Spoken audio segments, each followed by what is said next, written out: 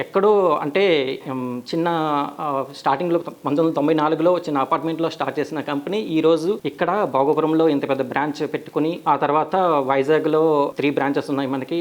ఈ విధంగా ఇంత డెవలప్ అయ్యి ఇన్ని కోట్ల టర్న్ ఓవర్ని మనం చూస్తున్నామంటే ఇదంతా కూడా వాళ్ళ కృషి పట్టుదల వీటి తాలూకా ఫలితమేనండి. So at the same time వీళ్ళు మెయిన్లీ వీళ్ళు కావాలనుకుంటే మిగతా కంపెనీస్ లాగా ఎక్కడో వైజాగ్లో నెక్స్ట్ బెంగళూరు హైదరాబాద్ ఇలాంటి మెట్రోపాలిటిక్ సిటీస్లో పెట్టి ఉండొచ్చు.